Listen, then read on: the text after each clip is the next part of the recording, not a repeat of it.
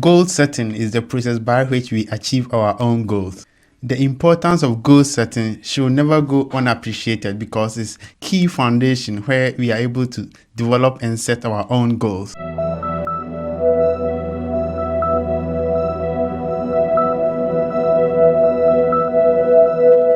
Whenever we think about goal setting, most of us think about SMART. You know the acronym SMART, where we use it as a guide to set our goals, where S means specific goals and M means the goal should be measurable. We have A, which means that the goal should be achievable. And we have R, which means the goal should be relevant to whatever we are doing. And the last one is T. The T means that our goals should be time bound. It should have a time frame that we want to achieve our goals. I know all of us know this, but let me just go through for the purpose of those who have never come across this SMART technique. Now, let's start with S. So we all know that when we are setting goals, we have to be specific on whatever we want to do. If you are a nurse or if you are a teacher, you have to set goals that relates to whatever you want to do, and it should be specific. It should be something that can be described or you can identify. For example, if you are a nurse, you can set a target for yourself that in the next 2 years, I want to have a degree in nursing. In the next 4 years, I want to have a master's in nursing. These are specific goals that anyone or you yourself can just point your finger to and say this is a specific one. It should not be vague. Your goals should not be vague. For example, you can't say in the next 4 years I just want to rise in the nursing career. What kind of level do you want to go? So it should be smart, it should be specific. We should know that, oh, in the next 4 years, this is what you want to achieve. You want to be a nursing tutor, or in the next few years, you want to be a deputy nursing holder. So you just have to set goals that are quite specific, and it shouldn't be vague. Now, let's talk about the M, which is the measurable. The measurable here means you should have a quantifiable object which you can track the progress of whatever you want to do. For example, if you just finish your senior high school and you want to become a nurse and you have bought a nursing forms, you should be able to track the progress of whatever you want to achieve in nursing. So you buy the forms, you fill it, then you submit it. So keeping track of this application and making sure that you make it to the interview is where the measurability comes in. You should be able to track everything that you are doing. You don't have to just leave it as it is and allow things to flow on their own means. You just have to follow up, check with the school if they have started interviewing people for your nursing programs. Okay, so this is where the measurability comes in. Now the next one is achievable. So as a nurse or as a nurse to be, for example, you just finished high school and you wanted to set a goal, and the first thing you can think of is I want to be a principal at a nursing school. That is achievable, but you have to set goals that you can achieve immediately so that you can rise on these goals to achieve whatever you want to be, whether you want to be a principal in nursing or you want to be a tutor in nursing. So these are long-term goals that you have to break them down. So the first goal for someone like this who has just finished senior high school is not to be a principal in a nursing school. That is achievable, but you have to break it down so that in the short term, for example, in 2 years time or in 3 years time, I will get my nursing diploma or my nursing degree, and you can further set objectives towards it. So when we come to achievable goals need to be realistic to maintain the enthusiasm. If you just graduated from senior high school, you just can't say, oh, I want to be a minister of health or I want to be a nursing principal in a nursing school. These goals are achievable though, but you have to break it down so that you can maintain the momentum or the enthusiasm. You can just say, oh, my goal is to get into nursing school. So for that short 6 months or 3 months, you can have a lot of energy to make sure that you actually get admission to the nursing school. And when you get to nursing school, your goal is to get a first class or finish school and pass your exams. Then you finish. So you build on the enthusiasm, and you have to make sure that these goals that you set in the short term are realistic. Setting long-term goals helps, but at a point you have to break them down so that you can maintain the momentum and achieve these goals. So when we come to relevance of goals, it should match whatever you want to achieve in life or whatever you want for your company. For example, if you are a nurse or if you are a teacher and you find yourself in a company and you want to set an objective for yourself, as a nurse, you can just set an objective that in the next 2 years I want to finish anesthesia course, and when you finish this course, it's going to benefit you individually and it will benefit the company. Which direction do you want to go? Do you want to set goals just for yourself or just for your company, or you just want to set goals which will benefit yourself and your company? So these all play together, and it has to guide you whenever you are setting goals. You don't have to set goals just because your company wants you to do this. For example, if your company wants you to be a pediatric nurse and you don't have any intentions or you don't have any passion for working with kids, why should you do this? Because in the long run, you are going to set goals which will benefit your company but will be less relevant to you. So in the nutshell, just set goals thinking about yourself and your company. If you want to set goals just for yourself, do that. If you want to set goals for your company, well, just do that. If you want to set goals to benefit your company, just do that. But in whatever you do, make sure that there is relevance in whatever you are going to do and it will benefit either yourself, your company, or both. Don't set goals to benefit one party and leave yourself behind. You should always set goals which will benefit yourself to make you happy in the long run. Now let's talk about timelines. Setting timelines for your goals is very key. A goal without a timeline doesn't do much. How can you identify the success or failure of your goals? You can't just wake up one day and say, I want to be a doctor in future. If you are a nurse and you set this goal for yourself, which future are you talking about? Is it 2 years before retirement, 3 years before retirement, 4 years before retirement, or in the next 4 years? So if you want to set goals, just set a time limit for yourself. Just make sure that whatever you do, you put a time across it so that it will guide you. For example, if you are a nurse and you want to be a doctor, you can just set a goal and say, in the next 4 years or in the next 3 years, I want to be a doctor. This is achievable. This is a goal that you have to set a time limit for yourself so that in the next year you can review yourself, you can know which stage you are, and you have to get the necessary results if you are getting closer and you haven't achieved it, so that you can move forward. So setting a time for your goals is very important, and that is the way you can achieve your goals. Now, this is the SMART approach. This is the guideline where everyone sticks to when setting their goals. But is there something we can do more? I'm asking everybody. This is not enough, and there should be more to be done as individuals to set our goals and to meet them. And that brings us to the next part of our discussion. What is the purpose of having a goal if you are not going to follow through it? You have a goal, but you are feeling reluctant to pursue it. Now, what can we do to make us overcome this big barrier which many people face? I get a lot of messages and a lot of people talk to me. In 2021-2022, I had over 42 students who I mentored and I was teaching them IELTS, and most of them have low energy. They don't even have the energy to continue at a point, and that is where I come in as a coach and I am able to guide them to help them to achieve their goals. So after setting your goals, what are the things you put in place to make sure that you achieve them?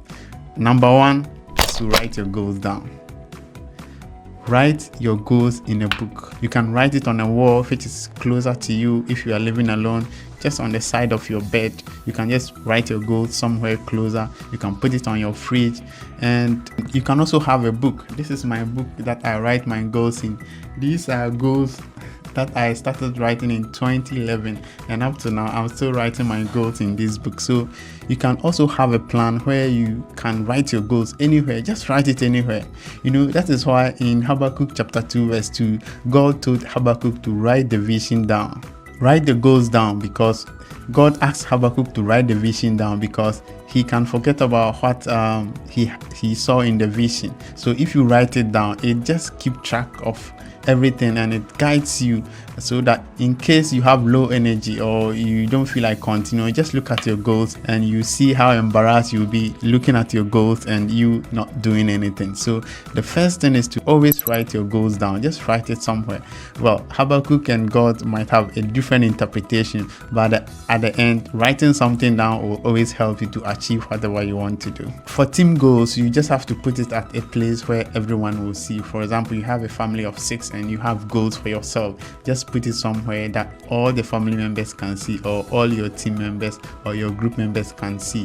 For individual goals, as I said earlier, you can put it in front of your computer screen, you can put it on a fridge, you can put it on your bed, just anywhere. Now we have tablets, we have phone, you can just create a file and put it in there so that you can keep track and have a look of your goals, and this will put some momentum in you to continue when you don't have enough energy to continue whatever you want to do. Writing goals down brings them to life and makes it real. It is also a good reminder of what you are working on. The next point, help you to achieve your SMART goals, is to share your goals with relevant people. What do I mean by this? Because I know a lot of people who always don't want to tell people whatever they are doing, and they want to keep it secretive, and they think that if they tell other people, they are going to pull them down or do something negative which can affect the progress of their goals. But what I want to say is that the key word is share it with relevant people. You just don't meet anyone and you tell them your goals. Just share it with people who you think have in-depth knowledge of whatever you want to achieve. For example, if you want to write an IELTS exam, I have a friend called Anantu. He's very good in IELTS. So if you speak to a guy like this, he's just going to give you some encouragement. He can even mentor you. He can give you questions to solve on how you can achieve this feat. So you just share it with relevant people, and this will bring accountability. Because at the end of the day, you think that, oh, I've told this person I want to do this, and the person will come and ask me my progress. So I just have to keep on going. Share goals with your team, your supervisor, or your mentor. A shared goal is a goal that comes with commitment, and you do everything in your power to achieve it because you know you've shared it with somebody. A lot of people or those relevant people with ideas will come together and help you to achieve these goals. They will help you with ideas that they use to achieve similar goals.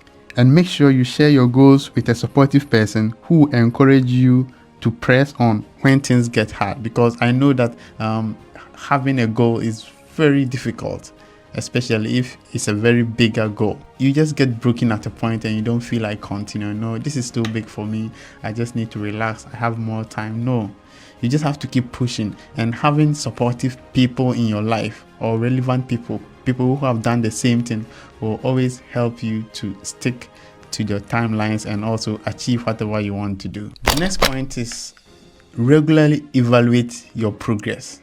So what I mean by this is just make sure that at a point in time you just look at whatever you are doing, you just evaluate yourself, and you have to check in to see how well you are doing on your goal. You just don't have to leave it as it is and expect everything to work out.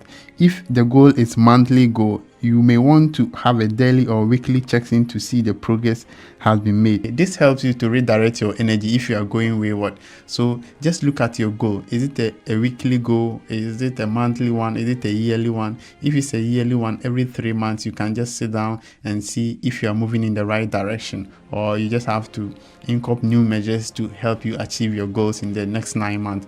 So if you get to 6 months, just evaluate yourself. How far are you with your goal? Is there something you can do more? Have you completed your goal? Sometimes I am able to finish my goals in 6 months or 9 months. Then I add bigger goals. So you just don't have to allow the whole year to go waste just because you have finished your goals in 6 months and you're just wasting a whole 6 months not doing anything.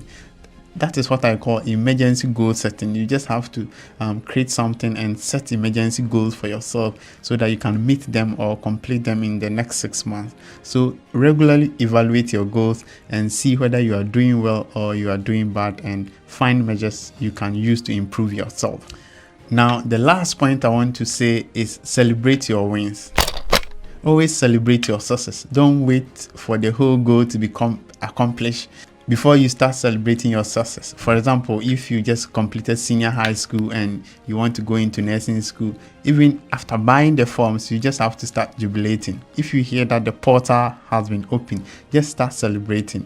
If you fill the forms, if you are called for admission, celebrate those little wins because it puts some energy in you. It doesn't dim your spirit, because the moment you just don't celebrate these little wins, it is very difficult for you to keep on moving forward, because most of us say, I will enjoy when my goal is completed. No, just keep on enjoying the dream, keep on enjoying the goals, enjoy the process. And these are all the things that put some momentum in us for us to finish and complete our goals. Now, most of us have a fair idea of how to set our goals using the SMART strategy. And after getting the SMART strategies or the SMART goals in place, what are you going to do for you to achieve these goals? That is what we've just talked about. So just make sure that you keep on having good people in your life who motivate you, set time for yourself, celebrate those little wins, and at the end you see that you have become successful in this goal setting. Setting goals has taught me that I am capable of more than I ever imagined. It's not always easy, but the rewards are worth it. Setting these goals, make sure that everything you want to achieve in life goes on well with you. So here is aiming high and chasing your dream, because with dedication, everything is possible. And one thing I want to also say is that there are some books that whenever we read it motivate us. Just look out for those books and try and have a little read if you get low in your spirit. Whenever you feel like giving up on your dream, just take those books and read them, and just know that you are doing it for yourself. You are not doing it for anybody. Read those books. I have a book here which I used to read a lot, The Subtle Art of Not Giving a Fuck. This is a very nice book that you can read at your leisure time. There are tons of books out there where you can also have a read. And also, if you need guidance on how to set your goals or how to go about goal setting and how to achieve all those little things in life for your own self, you can just go onto the description. I have left a link. You can book a session with me